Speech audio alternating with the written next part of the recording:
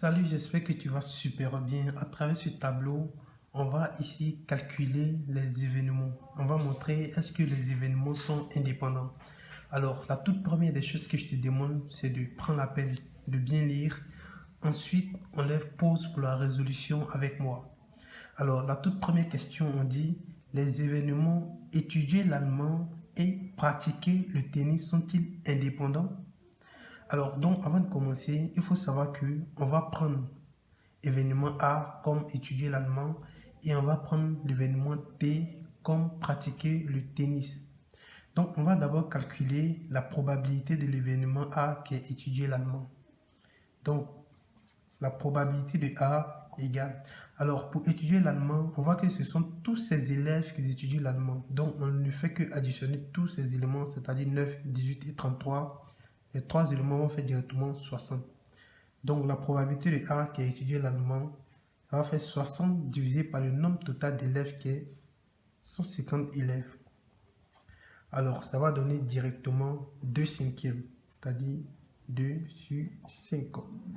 On va maintenant calculer la probabilité de pratiquer le tennis, donc probabilité de T. Alors, probabilité de T égale pratiquer le tennis, ce sont les différents élèves. Donc, 45 plus 33, ça fait déjà 78 divisé par le nombre total d'élèves qui est 150. Et quand vous calculez ça, ça va faire directement 13 sur 25.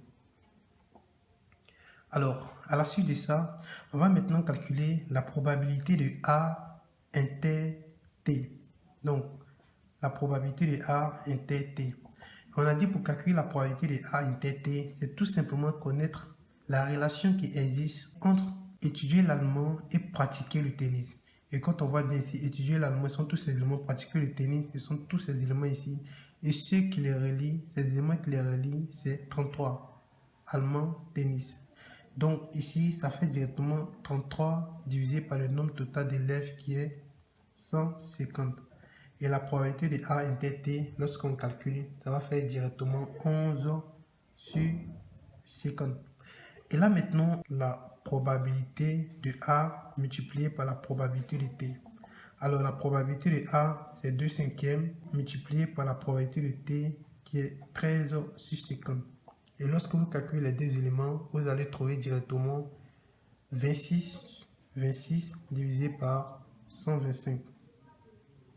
Et on voit que la probabilité de A multipliée par la probabilité de T, ça fait 26 sur 125. Alors que la probabilité de A inter T, ça fait 11 sur 50. Ce qui veut dire que la probabilité de A inter T est différente de la probabilité de A multipliée par la probabilité de D. Donc, pour cela, on conclut pour dire que ici, A et T ne sont pas indépendants. Alors, donc les événements A, qui est étudier l'allemand, et T, pratiquer le tennis, ne sont pas indépendants. Alors donc, pour la deuxième question, on nous dit les événements étudier l'anglais. Alors, vu que l'anglais, c'est le même A qui débute avec l'allemand, on va prendre ici anglais A'. Vu que l'allemand, on a pris l'événement A. Et pratiquer le foot, sont-ils indépendants? Alors, le foot, on va prendre l'événement F. Donc, on va d'abord calculer la probabilité de A' qui est étudier l'anglais. Alors, la probabilité de A' égale. Alors, pour ceux qui étudient l'anglais, on ne fait tout simplement que additionner les différents nombres qui sont là et on va trouver 90. 90 divisé par le nombre total d'élèves qui est 150. Et quand vous calculez ça, vous allez trouver directement 0,6. Ici, je vais mettre un nombre décimal, ce qui ne gêne pas. Alors, ensuite, on va calculer la probabilité de pratiquer le foot. Alors, quand on additionne tous les deux, on voit que ça fait 45. Donc, probabilité de F qui fait directement 45 divisé par 150. Et quand on calcule ça également en nombre décimal, ça va faire 0,3.